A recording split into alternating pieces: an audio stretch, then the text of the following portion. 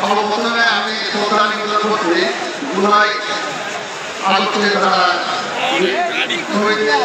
হয়েছেন তাদের আপনার মাথার কামনা করছে তার পূর্বে বিগত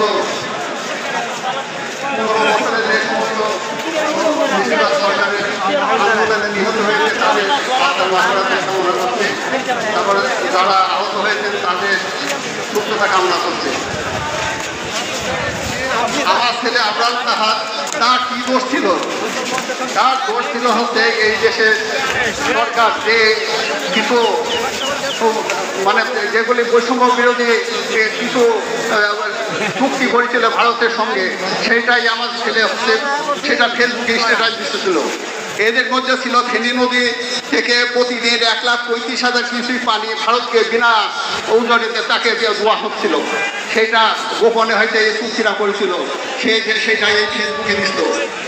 তারপর তৎকালীন 47 সালে দেশ ভাগ হওয়ার সময় তৎকালীন সরকার পশ্চিম বাংলার কলকাতা বন্দর ব্যবহার করার জন্য সেটা অনুমতি চেয়েছিল, কিন্তু সে তারা দিয়েছিল না। তার বিনিময় হয় আপনারা জানেন যে ভবিষ্যতে আমি আপনাদের এখানে জাতীয় নেতৃবৃন্দ আছে, আমরা আপনাদের কাছে আমার ছেলে হত্যার বিচার এখনো পাইনি।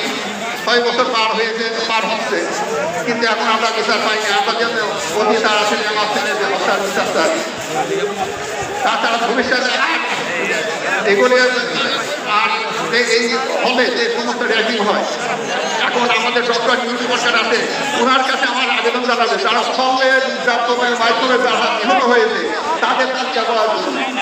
খালি জুলাই, আগস্ট, জুন এগুলি হত্যার তালিকা করা হচ্ছে, কিন্তু আমাদের যারা হল র্যাঙ্কিংয়ের মাধ্যমে যারা নিহত হয়েছে তাদের কোনো তালিকা করা হচ্ছে না। বর্তমান সরকারকে আমরা আবেদন জানাই যে তালিকা তৈরি করা হয়, আর আমাদের দেশে একটা গণতান্ত্রিক সরকার যাতে প্রতিষ্ঠিত হয় এবং শহীদের রক্ত যাতে ভবিষ্যতে ভেসে না যায় সেই আশাবাদ ব্যক্ত করে